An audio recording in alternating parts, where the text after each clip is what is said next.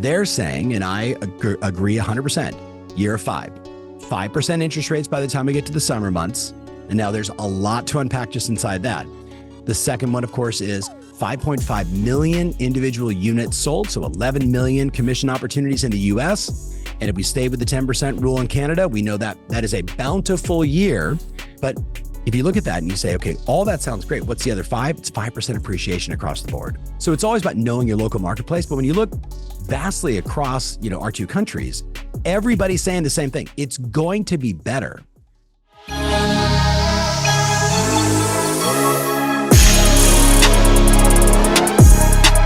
What up, it's Mr. X to the Z Exhibit. What's up, guys? It's Andy Frisella. This is your boy, Foul Munch. This is Ryan Serhant. This is Shingy. Hi, it's Patrick This McNiven. is Sonia Servitani. This is Director X. Hey, everybody, I'm Forbes Riley. Yo, this is Goldie. This is Amberly Lago. This is Chris Voss. Michael Francis here. Yo, this is Charlie Tuna. Hey, what's up? It's Billy G. And you're listening to the Run GpG podcast. Well, I'm going to go hang out and listen to David's next podcast from the Run GpG. You might hear something you like. Peace.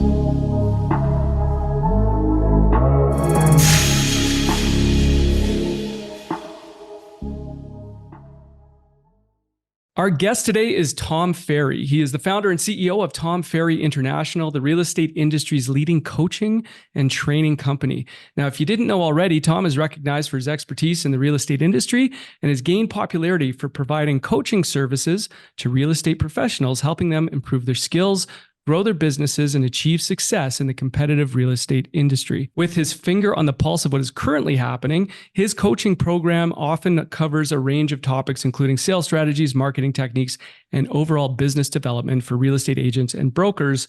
Tom, it's great to see you again. Welcome to the Run GpG podcast. Hey, David, thank you so much and Happy New Year, man. Yeah, it's good to see you. Excited to have you on today. It's been a minute. Since you were last on. And I know when we were setting this up and we were I think we were texting back and forth, and we agreed that there's a lot that's taken place over the last couple of years in the industry, certainly in the last year and last few months, outside of the market itself. There's a number of topics. We've got AI and technology blowing up, the industry. We've got, the legal issues in some areas. The N.A.R. situation, so many topics. So it's great to have you here specifically to make sense of it all, right? And to get your perspective. I don't know if I'm making sense, David, but I will certainly, I have opinions and insights for sure. Right. That's exactly what we're looking for. So, as we did say, you do have your finger on the pulse. So if we could start with some broad stroke thoughts, if that's okay with you. I want to start by talking about the current market conditions themselves. Like, you do coach some of the highest producing agents and teams in North America. So from your perspective, what are you seeing right now with the current real estate market, the trends specifically in both Canada and the United States? Like, what's happening overall? Like, does anything feel different about 2024?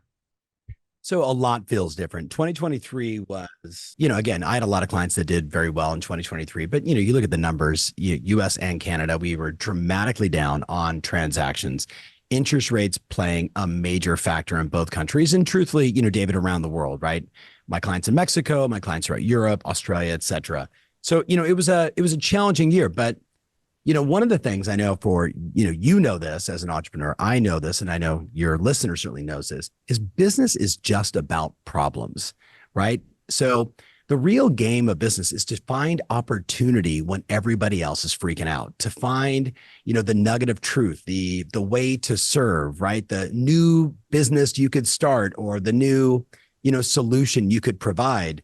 So, if you're listening to the audio, I hope you can sense like I'm smiling as I'm saying this. Like, I've been in the business for 34 years, right? The number of times I've been punched in the face and turned around and came out swinging with a new solution, a new approach, a new insight is, it's 3 or 4 times a year. Every entrepreneur should have that. So I guess with that said, it's harder sometimes to get the stats, as in Canada. So I'm going to give you, typically it's the 10% rule, US to Canada. So if we stayed with that, here's what we know in the US right now. It's the year of 5. It's the year of 5. Now, I wish it was 2025, but it's not. It's the year of 5. And what I mean by that is my friends at KCM, Keeping Current Matters, who really stay on the pulse in terms of, thousands of articles every single month in terms of what's happening in residential real estate. What is not the zeitgeist, but like the tactical, here's the things you should be sharing with your customers today to be the knowledge broker. They're saying, and I agree 100%, year 5% interest rates by the time we get to the summer months. And now there's a lot to unpack just inside that. The second one, of course, is 5.5 million individual units sold. So 11 million commission opportunities in the US. And if we stay with the 10% rule in Canada, we know that that is a bountiful year. Things are going the right direction. But if you look at that and you say, okay, all that sounds great. What's the other 5? It's 5% appreciation across the board, right? So again, you and I both know if you're in Montreal, it's going to be different. If you're in Calgary, it's going to be different. If you're in Vancouver, it's different. If you're in Miami, it's different. So it's always about knowing your local marketplace. But when you look vastly across, our two countries, everybody's saying the same thing. It's going to be better. Here's the hook. In the US, we have an election cycle. Now, there's a lot of talk and speculation of, do we do better in election cycle, worse in election cycle? My response is, who cares, right? The great agents do their best every year, no matter what. But what we have is these 4 converging forces. You've got the election cycle, and all that means is, and you guys will get in Canada next year, right? Like it's, so you know what I'm talking about. It just gets noisy. Yeah. So what I'm telling everybody is, if you're not over indexing on marketing and lead generation, you're in trouble, right? If you're not, like if you were going to say, hey, I'm just going to do a reel on Instagram once a week, I'd be like, don't even do it. Yeah. You need to go every day because first of all, we know you're only going to touch 1% of the people that are actually following you anyway. Thanks, Meta. But at the end of the day, like you got to put out more content because it just gets noisy. The second thing, of course, is the rates. The third thing is buyer demand, right? And you're seeing it in Canada. You're probably seeing it in Mexico. I'm certainly seeing it everywhere. Like the pent-up demand is enormous, right? And there's so many people that talk about data on this. Is it, from 2007, 8, 9, 10, was it because we didn't build, enough homes? It's because the builders were in trouble. So were we 2 million units behind or 7 million units? We know there's not enough, right? We just know there's not enough. Certainly when you're looking at the first-time buyers, the amount of millennials that are coming in the marketplace, there just isn't enough inventory. But the other big one, and hopefully we'll unpack it today, is if we don't list enough houses, we're all done. So that to me is the next major factor. Like, and David, I've been in this discussion with my clients, I want to say for 4 or 5 years, some of it because of the lawsuits, right? Yep. List to last is cliche, but it's true, right? So I don't know if that gives you some insight. Like I'm very bullish on this year. I think it's going to be geometrically better than 2023, but 2023 goes down on record as like, one of the worst in like 4 decades. Yeah. Oh man, I really appreciate that breakdown. That there's a lot to unpack there. And I do want to get to some specifics in there. You did talk about some like regional nuances. It's different in different marketplaces. We noticed that, being across Canada, it's different in Toronto than it is in Calgary and Edmonton. Yes. We've seen that. So coaching question, like, does your coaching change based on regional nuances or are the coaching principles the same? Yeah. No, I mean, case in point. So I still coach some personal clients. I mean, we have 15,000 clients around the world. So I need to keep my finger on the pulse. So whether it is answering questions, with clients or seeing clients at events and always being engaged or surveys and all those kind of things. But like case in point, yesterday, I was talking to one of my clients in Southwest Florida. Well, if you're in Southwest Florida, you're like the season started in October. So October, November, December, January, February, March, like she needs to make all of her money, her, 400 plus transactions, 70% of them will be done in those 6 months. That's very different from talking to my client in Boston, who, she's trying to grow her teamerage, her brokerage, but she runs it as a team. And so the seasonality play there is, hey, how many listings can we get active? And then how big of a pipeline can we get? Because come March 15th, April 1st, when it thaws out, the wheels come off. So the answer is country by country, city by city, state by state, but also, David, I think it's person by person. Yeah. Just because you're doing one thing that is remarkably successful. Yes, there is some, the cliche statement, success leaves clues.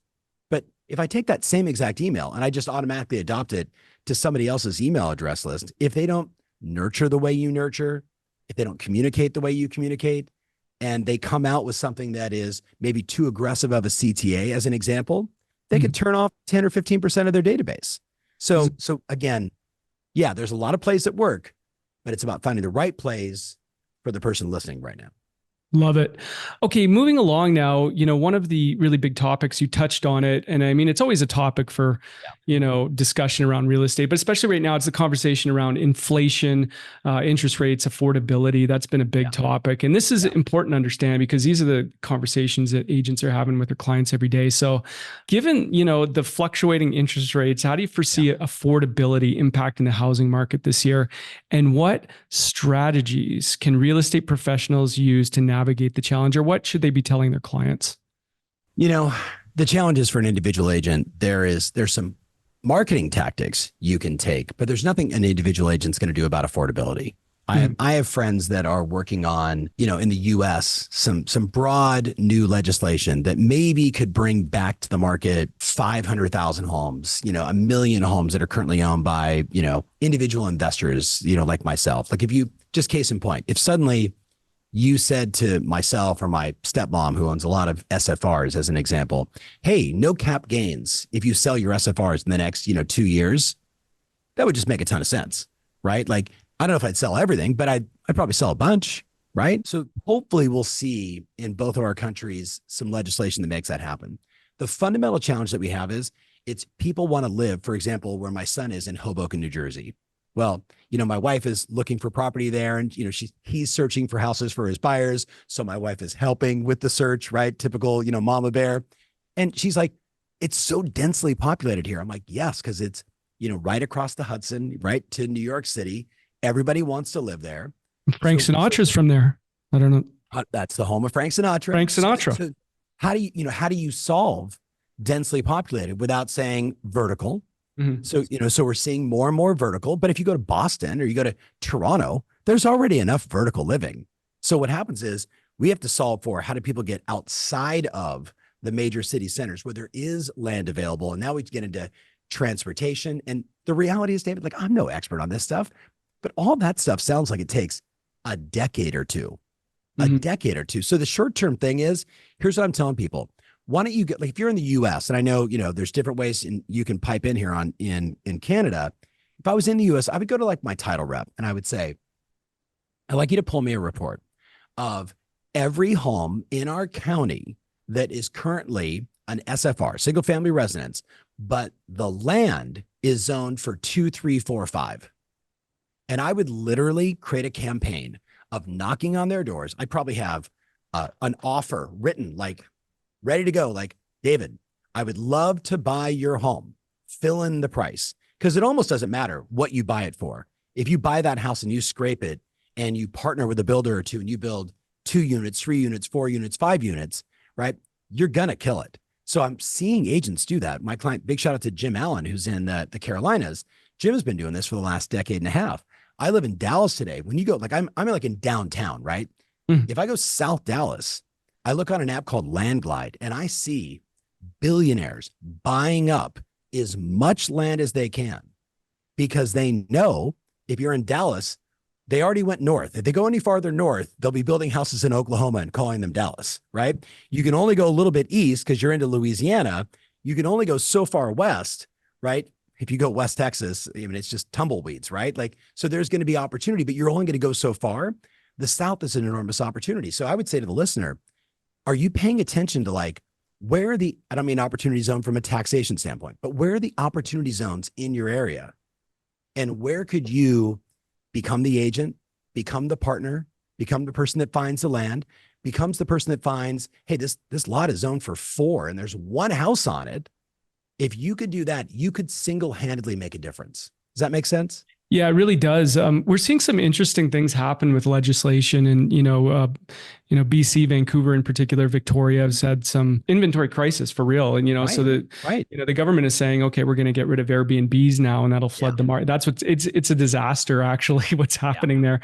Sometimes it's their primary income for a lot of people, and things like that. So we're going to see some interesting things, which actually leads me to my next question. I'm always kind of fascinated and obsessed with kind of going through the process of a real estate transaction from the perspective of a consumer, a buyer or seller, because I think that dictates the way you want to market, demographics and things like. I don't think agents do that enough. Sometimes I think agents take a look at what others are doing or what can I do or Yeah. Just walk through the process as a consumer because they're not on the inside, they're not in the industry. So I don't know if you pay attention to this, but how have you seen consumer preferences in the industry change or evolve over the last couple of years, and what adjustments should agents be making to, meet the challenges and needs of and expectations of buyers and sellers? When you look at the buy side, you know what people want? They want certainty, and they want, like, I'm going to a recent survey that they had done. I think it came out in November of last year. And the biggest thing they wanted was protect me. Protect me. Like, that was the standout insight.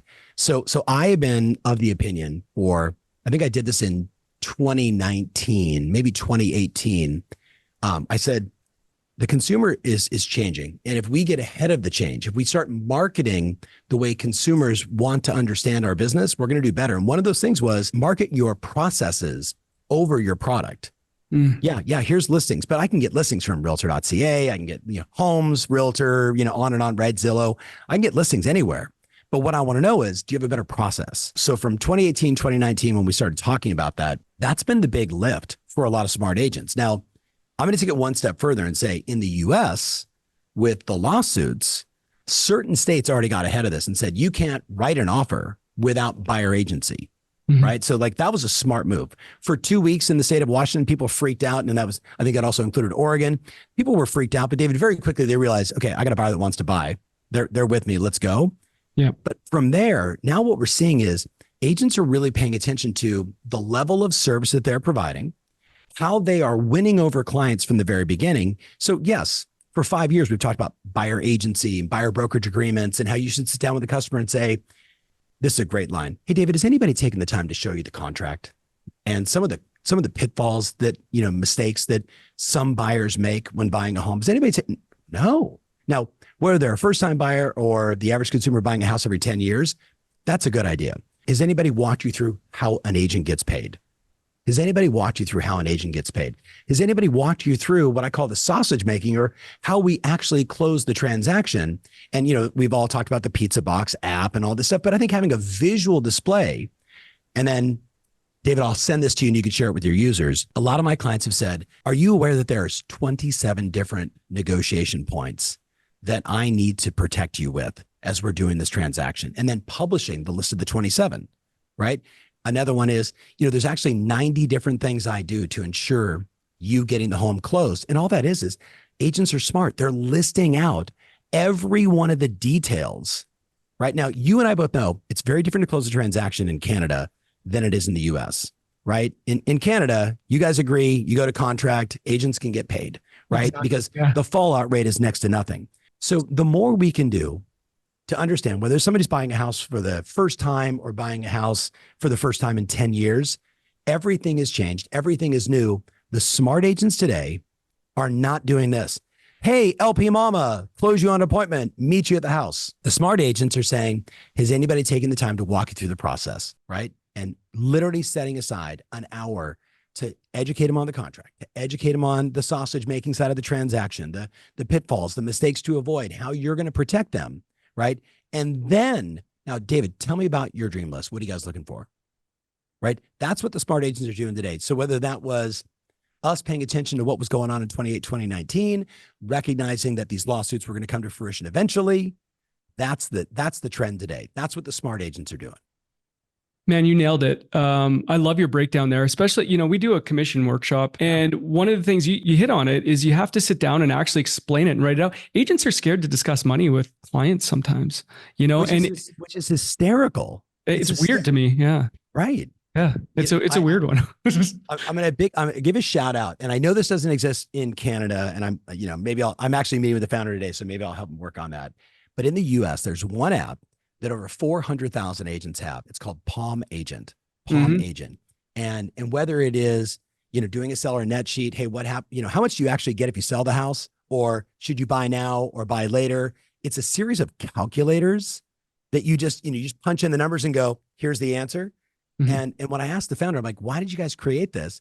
He said, my mom was a real estate agent like 23 years ago here in Dallas. And my dad is a minister, but was pretty good with the computer. So he was able to like create this. And David, it's called Palm Agent because the original vehicle for showing it was the Palm Pilot. Oh God. Yeah. Remember that? Yeah. Right? Yeah. Of course. So now it's on, iOS and everything else. Yeah. But the joke I've always said is most agents aren't that good with math.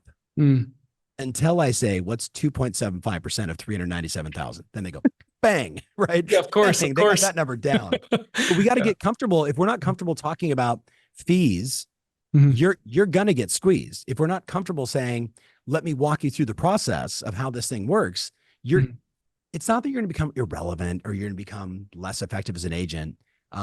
That part of that will just become your reputation. Yeah. I mean, you need to own it. Right. You have to be able to articulate what you get paid for. That's fact. And it's going to be even more important going forward. Absolutely. So we got the market overview and general landscape out of the way. So that's good.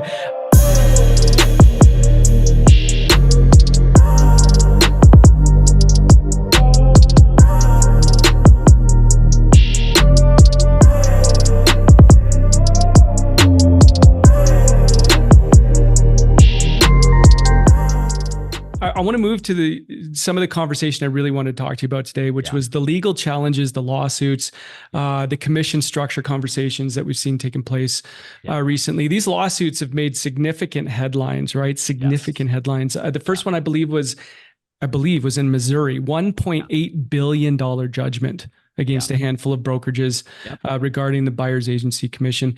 And of course, that sparked more lawsuits. So with the ongoing legal challenges surrounding agent commissions, what conversations are you having with agents about this? Or, what are you advising them? It's know your value, show your value, grow your value. Like that's the trend. If you're not able to sit down with a client today and articulate, this is what I do and how I do it and how it's going to be valuable for you and how I'm going to protect you and how I'm going to do all the things that matter and the points of negotiation and the 90 different things. If I can't do that, I'm going to struggle in this environment. But I want to be clear with you.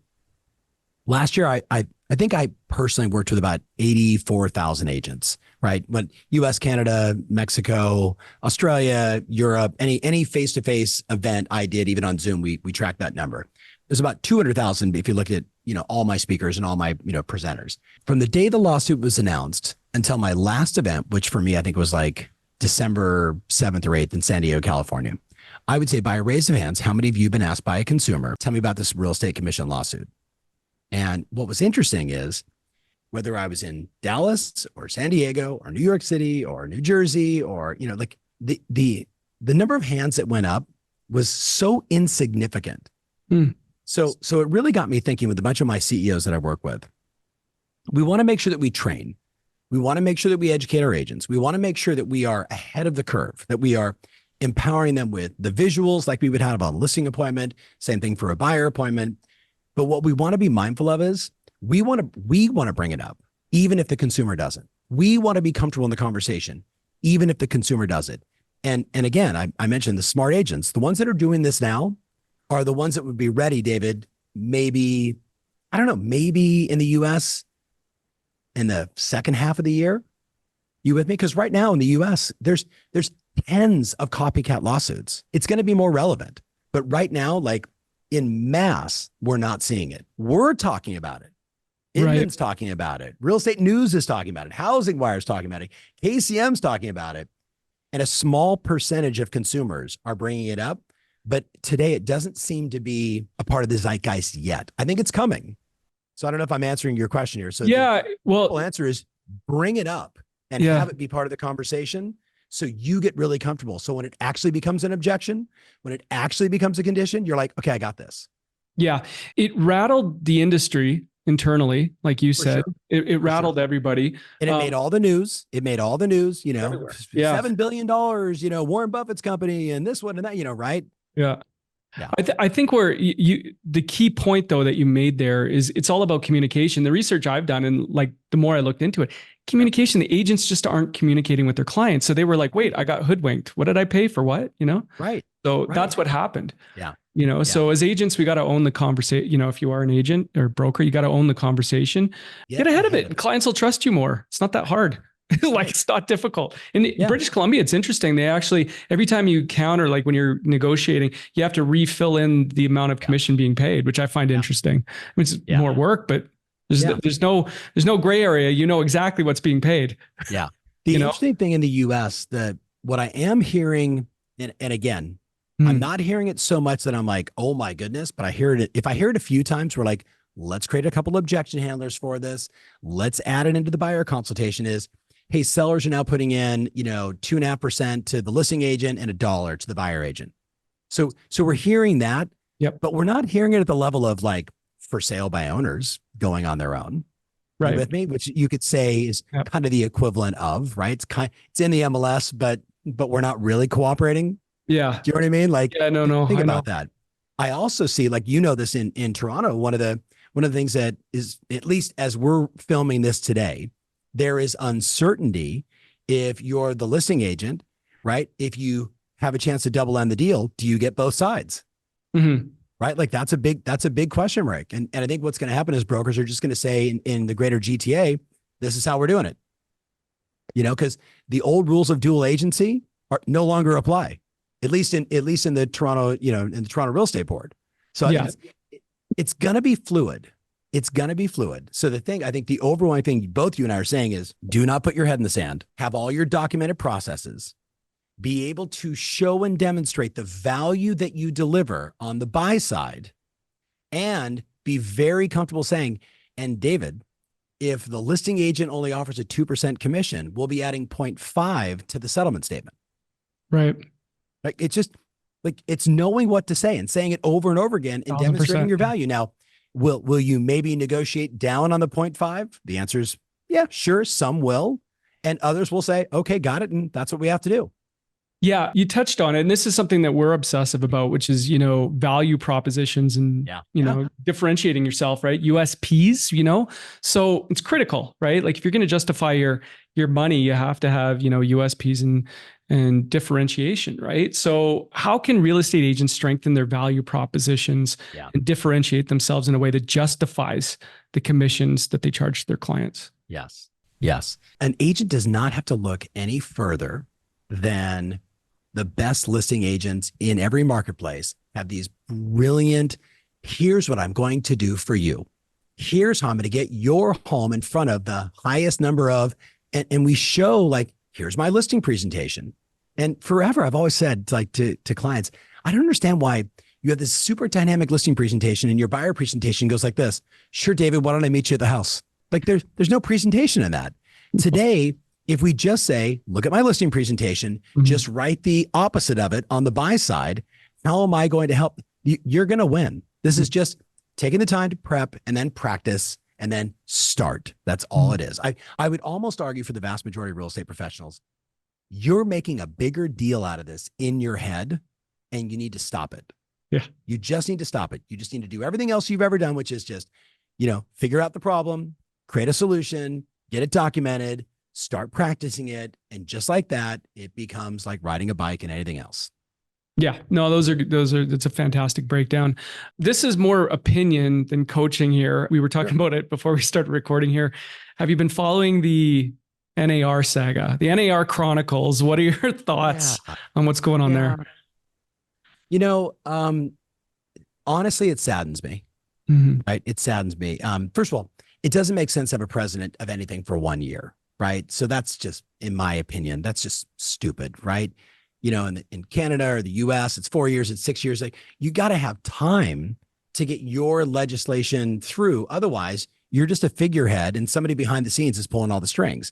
So I hope they change that. Regarding all the accusations, I think anybody that's doing that kind of stuff in today's environment should be canned. Do I think that there is room for a competing association? Yes. When you look at a recent stat that came out in the US where it's like 49% of all agents did 0 to 1 transactions. And I wish they would have just told us the 0 number, because I would have guessed that was somewhere around 35 to 40% of all licensed agents. And I bet the same would hold true in Canada. So, do we really need 1.6 million, 1.5 million in the US? The answer is yes, from a fee and lobbying standpoint, right? We need those fees. But if you pay attention, was it seven years ago, 8 years ago, maybe right before Trump became the president, the head lobbyist for N.A.R. stepped down. Mm-hmm. And when he stepped down, it's like some people had described to me, big shout out to my buddy Steve Azonian, he and I were in this conversation. He said, when he stepped away, basically the guy that stood with the biggest sword in front of everybody protecting the industry left. And that's when the shackles, that's when everything just started to change. You know, some people would blame Trump. I'm like, I don't know if it was Trump or just the lack of legislation. But if you look at how real estate has changed in the last 8 years, it's been interesting. It really has. Yeah. Yeah. We could talk about it for hours, obviously. I don't think NAR's going anywhere, but I think NAR has a serious brand issue. Yeah, you think? They really need to think about, hey, if you're going to be the president of N.A.R., right, you can't be president for a year. That's stupid, right? Yes. The second thing is trying to make decisions with 680 people making a decision, right? We got, Bob, who's on his way out as a CEO. We need a great executive team that thinks about real estate agents and thinks about consumers and is willing to fight the knuckleheads in DC because housing, last time I checked, real estate is like 17.5 or 18% of the GDP of the US. And in Canada, what is it, like 49%? Yeah. It's a monster part of the GDP of your country, as it is for the US. So we've got to fight better for what's going to serve first-time buyers, immigrant buyers, seniors, just the whole 9 yards. So we need to fight, and we need somebody at the top that's going to lead that fight over the next decade or two. Yeah, well said. Appreciate your opinion there. Another topic for discussion is the rapid adoption and use of new technologies like AI, right? Yeah. In the everyday business of real estate professionals, especially over the past year. We did a 3-hour workshop actually with Chris Smith from Curator and ChatGPT. Yeah, it was fantastic. I think a lot of the agents were mind blown about what you can actually do with AI technology now. I don't know if you're, really paying attention to this, but what are you seeing when it comes to the everyday practices of the average agent when it comes to AI? Like, what specific AI tools are they using? And what do you think might be the most transformative in the next few years? So I'll tell you where it's going. I made this prediction. I said it last August. I said, in the next 12 to 18 months, you will have your own AI. It will make calls for you. It will market for you. It will do your follow-up since you don't. It will do your follow-up for you.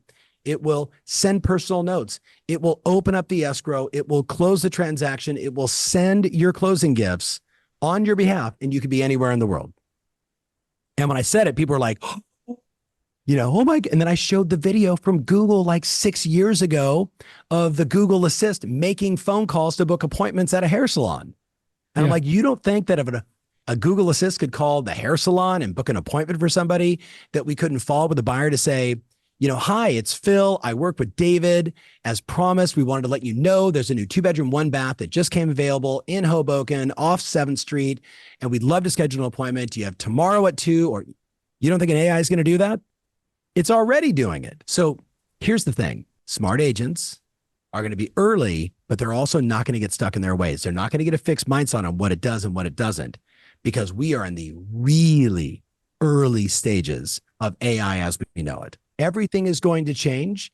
And will it make some things irrelevant? Of course. Will it make some people irrelevant? Of course, right? Will it make some of the things you've always done just seem silly? Of course. You will then find more things to do, like talk to clients, serve more customers, go on more meetings, be more social, right? Spend more time with your family. Like, you're going to get opportunities. When this device, David, showed up and the promise was, you're going to get more free time. I remember saying, no, I'm going to get less free time. This device is going to consume us, right? God bless Steve Jobs and the addicted iPhone, right? Yeah. AI is a time saver. It's a time saver. It makes you better. It makes you faster. And that is why smart agents are using it. No, absolutely. Incredible breakdown. I really appreciate that. It's all about the questions you ask and the prompt engineering right now. So best agents, entrepreneurs are taking advantage of those tools, which I think is important. Agents are also, taking advantage of ChatGPT and AI when it comes to, marketing insights and staying ahead of marketing trends. So when it comes to marketing, branding, and social media, what are you seeing the best and most successful agents doing when it comes to branding and marketing right now? So I think the first thing is, you need to decide where you're going to be famous, right? So I'm on every platform, right? You're on every platform. Everybody is on every platform. But where do you spend the majority of your time? And if you're going to say, I'm just going to use Instagram as an example. So let's say I'm on every platform, but I don't really pay attention to LinkedIn. I haven't been on Pinterest in 3 years. I have a YouTube channel. I publish stuff there. Like that's pretty typical amongst most agents. What you need to decide is what's going to be my fame asset. What's going to be my fame asset? What's going to be the thing that people are going to say, oh, David, of course, right? So I can think of like Shannon Gillette, one of our clients in Scottsdale, Arizona. It's her being on television. If I think of Paul Rushforth up in Ottawa, Ontario, Canada, it's going to be his radio show. If I think of Phil Gertis, right, in the DC, Maryland marketplace, they're going to say Instagram Reels, right? That guy's like, he's so dynamic on Instagram. So the first thing is, I think you need to decide like, okay, if I look at all my content over the last couple of years, what gets the best response and on what platform? And then what I'm telling people is you need to go like crazy on that platform. Does that make sense? Yep. So you're going to push your content everywhere. But what we're seeing now is podcasters are becoming famous because they podcast. Ken Pozak, one of our great clients in Orlando, right? The guy did like 200 transactions off his YouTube channel last year. Like that's insane, right? Yeah. If I think of Vanessa, who owns Domo Realty in Atlanta, Georgia, she's better than ChatGPT at writing seductive listing, like descriptions of houses. You with me on this? Like she says, I'm a glorified marketing nerd. So that's an example. Vanessa or David Caldwell or Shane down in Florida, what we're seeing is a lot of smart people now are saying, hey, you know what? YouTube is the second most searched channel on the planet. So why would I not create a super enticing 45-second commercial that, the first 15 seconds before you hit skip, and they're running those ads aggressively in their marketplace. And what's happening is people are starting to say, hey, I see you, right? I see you everywhere.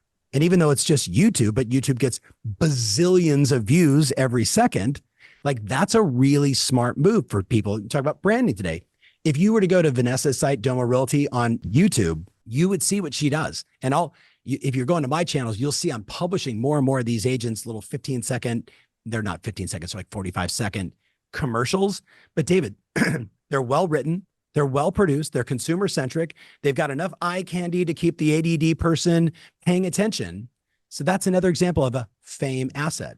In the old days, it was blog and direct mail.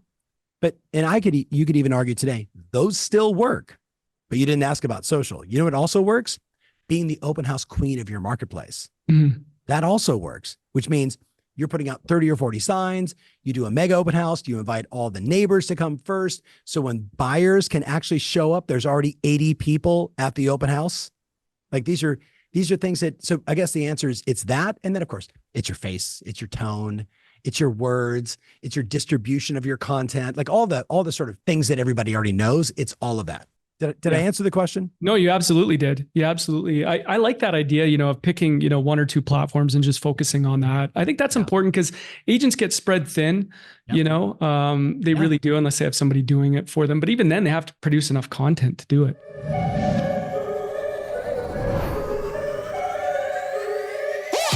Are you a new real estate agent or thinking about getting a real estate license? If so, you're going to want to ask about the Greater Property Group's Agent Scholarship Program. Why pay for the cost of the course yourself when the Greater Property Group will subsidize the cost for you? Make sure you reach out and get all the details on the Greater Property Group's Agent Scholarship Program.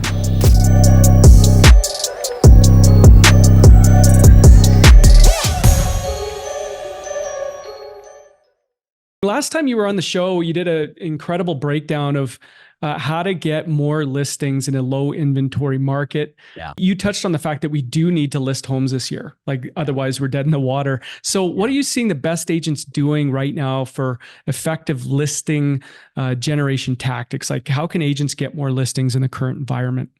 Okay. So I'm going to give you two, and I'm going to give you the two because these are the two. Now, again, this is going to be very US specific because I'm going to use Zillow as an example, but I'm going to tell you right now at scale, it's email marketing. Let me back up. You know what it really is? It's personalization. It's personalization. You can tell people all day long, you're number one, your company's number one, but what is that? Like, what do people really care about? If you pay attention to the zeitgeist, if you really pay attention, every real estate agent that is kind of social gets asked this question. Hey, David, how's the real estate market? Right? What's going on? Right? Everybody wants to know that. Well, you know what I discovered? People don't want a Bloomberg answer. They don't really want to know, well, the delta difference between the 10-year treasury and how that's going to impact them. Like a tiny percentage of people want that level of detail. You know what they really want to know? So if you're listening and you're an agent, really pay attention here. People want to know three things. Is my equity safe? It's the first thing. Is my equity safe? A lot of us still remember 7, 8, 9, 10, right? So when they start hearing recession, now you and I both know, if you look back over the last 6 recessions, we had one that was a catastrophe, 7, 8, 9, 10, right? And it was a real estate caused, mortgage-backed security caused recession, right? The other one, home prices went down like 1.9% across the US. Every other recession, home prices went up. But see, most people don't know that. Most people have no clue. So when people are asking you, how's the market? I want you to be thinking in your mind, they're asking, is my equity safe? Second question they're asking themselves is, are home prices going to go up, be flat, or go down? Which is a variation of the first question, but they want to know, what's the future, right? Give me the crystal ball. Tell me what's going to happen. But here's the one that I think is so important for people to pay attention to, whether you're in the US, Canada, anywhere around the world. The boomers, the later stage aged boomers, and the matures are all thinking about, how is this market going to impact my future plans for my equity? So I said this at a recent event I was doing in Seattle, and about 7 or 8 agents walked up to me, and they were all, kind of late 60s, 70s. And they all walked up to me with this like I'm the young whippersnapper at 53. They're like, that's exactly it. We were just talking about this a couple of days ago. Like what we're all going to see is the greatest transference of wealth we have ever witnessed in our lifetime. Because in the US and Canada, who owns all the real estate? Boomers and seniors. And how much equity are they sitting on? Bazillions. Trillions, yeah. So 3 things, ready? Number 1 is understanding that what are people really asking when they ask you, how's the market? Like I started asking agents to test this. So David, ask me, how's the market? How's the market, Tom? David, your equity is safe. And just say it to them. Just watch how they respond. Like, how safe? Well, it's so safe, it's going to go up by 5% on average this year. Wow. But I think the bigger question is, David, what are your future plans for the equity? Mm-hmm. And you literally can hit all 3. And I don't want that to come across as scripted, because I've written a million scripts for, hey, how's the market? Well, it really depends. You're going to buy, sell, invest, or rent. Like, which part of the market are you interested in? And that was super effective for a long time. But when everybody started to doing it, it had jumped the shark, like having the ridiculous phrase in the back of your business card that the greatest compliment you can give me is a referral. Like, if that's on the back of your card, burn all those cards and please start over. It is 2024, people. Now, back to your question. Yep. In the US, last year, I had 2,384 agents participate, meaning they did the work and then they tracked and measured it in our system. So we were able to spot check and know, David, exactly what was happening. They sent over 400,000 of the text messages I'm going to tell you to send. I'm going to screw up the numbers. So let's just call it just slightly less than 20,000 listing appointments from a texting campaign. Is that good? So here's the text. Imagine if you got this from me and you do the realtor.ca version, but I was like the Zillow version, right? Just because, a lot of my clients are in the US and there's like so many darn agents. So I say, hey, David, I was just on Zillow the other day and I was looking in your neighborhood for a client, decided to stop at your house and take a screenshot of your estimate. So it looks like the estimated value of your property is 1.8 million. And I literally include the screenshot of this estimate. And then I say, I've got my opinion on this price. What do you think? And I include this emoji, right? And I text it to the client. I don't know if there is a more simple, elegant way to provide value and start a great conversation. So if you send, in our case, they sent 400,000 of these, they got 5% conversion to a listing appointment. 5%. It's unreal. That is Show me another marketing campaign you can run today that you could do, dare I say, while sitting on the subway, while your kids are, doing their homework, while you're at the office and you should be prospecting and you're not, to literally just go 10 addresses right now, 10 clients. Here's the estimated value of your house. That little script I gave you, text it to them and watch the responses come in. The second way to do it is through email. And this is, again, remember early in this conversation, we said, if you're sending emails with a right hook that you didn't already provide value, then yeah, you could probably over CTA, call to action, your database, and that could be a bad thing. So here's what I tell people. Immediately, you need to start sending out market updates. Here's what's going on, newsletters. Here's what's happening in the area. Here's the 5 things you need to know. Here's the 3 bands that are coming to town. Here's the 2 beer gardens. All that stuff, right? That a good real estate agent being, understanding their marketplace is going to be educating people. You're doing that. So once to twice a month, you can send this email. Now I'm going to tell everybody, just send this email. I don't care if people unsubscribe. You'll be okay. The people that will unsubscribe, we're not going to buy and sell with you anyway. Yeah. And they were never going to refer you. So just get over yourself, right? The single hottest email, I'm going to read it to you so the person can actually go with this. This is the one that is slated since the first week of January. You ready? Subject line. How much equity did you gain in 2023? How much equity did you gain in 2023? Hi, David. I'm setting aside a few hours this week to put together home equity reports for my clients. Now, these reports are more comprehensive and accurate than anything you could ever get from an online tool. Can I send you one for your home? Not, would you like me to? Can I send you one for your home? ? Let me know. Happy New Year. Tom Ferry, Banana Real Estate. So first of all, if you went to my Instagram handle, you're going to see a video. Maybe it's tagged at the top. I don't know. It probably has 120,000 views.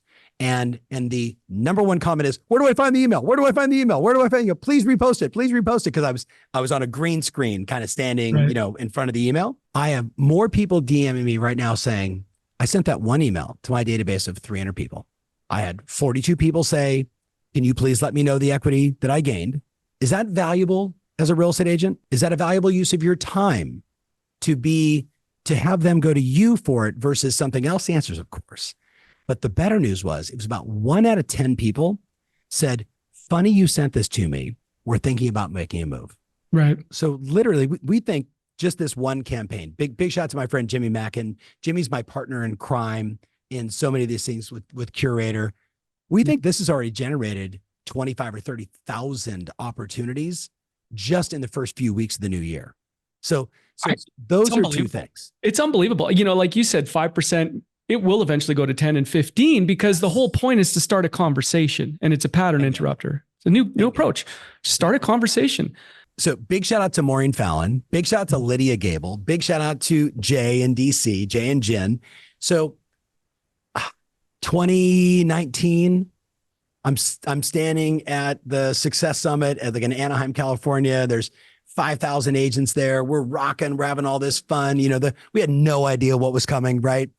But I remember saying to people, look, distribution is one of the most important vehicles or business strategies that people don't pay attention to in real estate, right? So we all think brand, we think marketing, right? People, all those things, and all those things matter. But I would make the argument that distribution is one of the most important factors of what separates the truly great businesses from ordinary businesses. Think Starbucks, think Timmy Hortons, right? Like when you're up in Toronto, everywhere you go, man, it's like Starbucks, Timmy Hortons, because they've got shops everywhere. That's distribution. But in real estate, distribution is not being myopic and saying, hey, I'm only going to do my business this way. I'm going to send texts. I'm going to make phone calls. I'm going to do emails. I'm going to put out signs. I'm going to have a billboard. I'm going to do videos. I'm going to do open houses. I'm going to do direct mail. It's doing everything. But in 2018, 2019, I got really obsessed with, you should be doing buyer seminars. Then I said, you should be doing seller seminars. So Lydia Gable starts doing it. She's a very famous agent in the Conejo Valley in Los Angeles and does a remarkable business. A bunch of my clients watch her present it live in front of them. And they all do what we all do, David, R&D, rip off and duplicate, cut her head off, put my head on, change the information, modify it to how I do it in my marketplace. Here's why I tell you this. My little sister, Michelle, sells houses in San Diego. She moved from Vegas. She lives in Carlsbad. She comes to the summit. She watches my client, Maureen Fallon, who is the queen of Queens, New York, number 15 broker in all of Manhattan. Like, she is a devastatingly powerful, wonderful business person. She watches Lydia Gable. She decides she's going to do 2 seller seminars every month in Queens, New York, where she works, about 15,000 homes that she farms. So she just adds to the farming direct mail piece. Thinking of selling your home? Join me on a Saturday or a Sunday at noon. We'll have lunch and I'll educate you on kind of the do's and don'ts of getting your home sold here in Queens, right? Every time she does the announcement, she gets 12 people. Every time she gets 12 people, 3 of them end up listing their home within, a month, 2 months, 4 months, 5 months. So my little sister hears this and she says, I'm going to do it. Now, why? My little sister's not a cold caller. Her last name's Ferry, not anymore because she's married, but she's not my dad, right? She's more like me. She wants attraction-based marketing. Mm-hmm. So she takes the community that she lives in. She's very bright. She says, I'm going to go after people that have lived here for 30 years or more. So what are they sitting on? Tremendous amount of equity, right? They're in California. Maybe their grandkids are now in Phoenix or someplace else in the country. And she sends out a direct mail piece. She even knocks on a few select doors that are kind of her neighbors and says, hey, I'm doing an event for people that want to know how to sell their home in 2023 and get the highest possible price with the least amount of stress. Like, that was basically her hook. She goes, I get 11 people that show up. She calls me a couple of weeks ago and I said, hey, are you coming over to, our other sister's birthday party for the baby? I can't. I've got 6 escrows, 4 of which were sellers she generated from her first seller seminar she had ever done. She's like, I'm now doing that every single month. Now, that's just another channel of distribution. Being in front of people face to face, like you doing a podcast, is a channel of distribution. In 2024, the biggest mistake people would make is saying to themselves, I don't want to do that. I don't like that style. I like doing it this way. You can't be myopic. You've got to be thinking, what is the fastest, most effective way for me to get in front of as many people as I can to message, connect, and find the people that like me?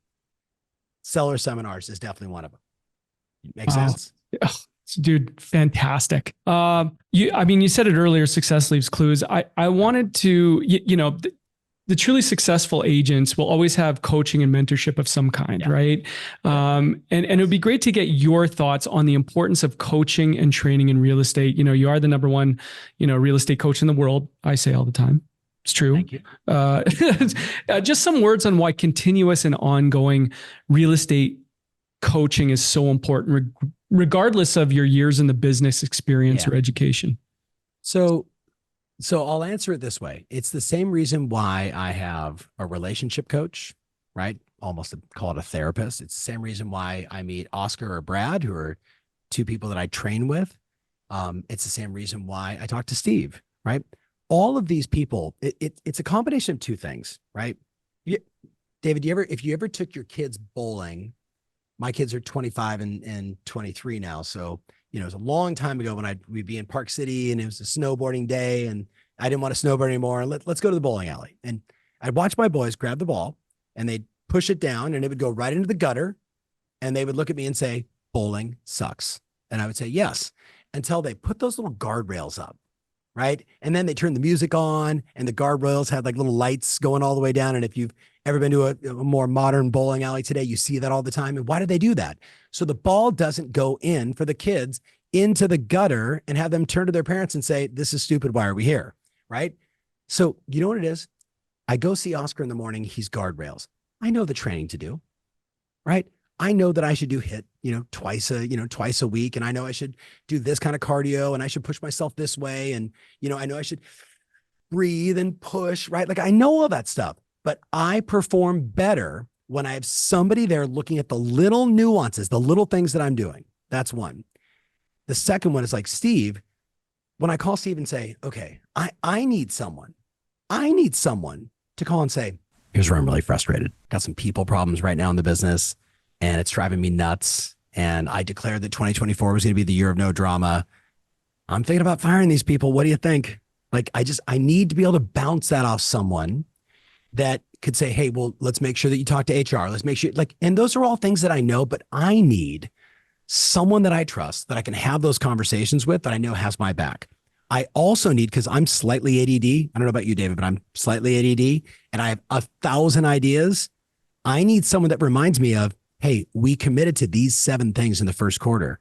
So I'm really excited about your new idea, Ferry, but what about the 7 things we committed to in the first quarter? Where are you at with this? Where are you at with that? Where are you at with this? And then we get into the weeds of it. Okay, I got to talk to Josh about this one. I got to talk to Mary about, executives of my company. I got to make sure that everybody's all right. I need that.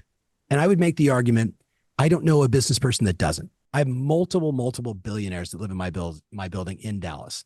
And when I describe to them, I'm a business coach, they're like, oh yeah, I got a business coach. Oh yeah. Oh no, we have somebody internally inside the company. We hired the person and they work with all the executives. That's no longer trendy, right? Dr. Julie Gerner. If you're not following Dr. Julie Gerner on X or on Substack, all of you that are listening, start following her. So her and I have become friends. She is like, remember the show Billions? She's Wendy, like in real life, like she's Wendy. She goes, I get hired all the time by hedge funds that say, we met this guy, David. He's an extraordinary CEO founder, but you know what? He's never been at this level before. He needs a coach. He needs a coach for this level of his career, for this level of where he's going. He wants to take the company public. We need someone that's helped do that. That is normal today in the real world of business. Does that make sense? Absolutely. From the words of Tom Ferry himself. Appreciate you breaking that down. And I do want to say, David, I'm a flavor. So if you don't like me, I don't care. You with me? I have 237 other business coaches, but I know that there's a bazillion options. Everybody's a coach today. So I really don't care. I just care that the person listening finds the person that they align with, that's going to challenge them to be great and hold them to a standard of performance that is higher than what you're currently doing. And if you find that person, God bless you, keep moving forward. Very well said. Tom Ferry flavors, very popular flavor, for sure. So wrap up question, just a personal question, Tom. Yeah. We've been asking questions about, legacy and purpose and things like this. This is a good one. This will make you think as a final question. Tom Ferry, you're opening a bottle of champagne 1 year from now, celebrating something you've accomplished. What would that be? Yeah. The thing that I will celebrate, I will be with my wife, my executives, hopefully their spouses, and we will be sipping my champagne, by the way, as one crew. I'm a co-owner in a wine spirits. Wait, champagne. What? Is this breaking news? No, I've been doing that for I didn't know this. Tequila, bourbon. I've got 3 Cabernets that have all got 99s. 2000 was obviously bad. I've had our 2000. It's good. It's a little smoky as everything was in Napa Valley. But we'll get to a perfect 100. But at the end of the day, you know what I think I'm going to celebrate? I'm going to celebrate that 2024 was a bananas year, that we served more clients. We moved more people forward. And at the end of the day, like last year, we did like $79.2 billion in sales combined between all of our coaching clients. I'd love to see that number get to $100 billion in sales amongst all of our clients. We do that, I'm going to be really stoked. Wow. Well, what a glass of champagne that'll be, right? Yes. Fantastic. So Tom, thank you so much for joining us today. Very valuable, insightful conversation. As always, in light of all that's happening in the real estate industry now and what's expected in the future, where do you want the people to find you and follow you? Tom Ferry, right? Just at Tom Ferry. At Tom Ferry on Instagram, at Tom Ferry on YouTube. I am most active on YouTube and Instagram, eating my own dog food. Like I told you, same thing. Find 1 or 2 platforms and go hard. So follow me there and let's connect.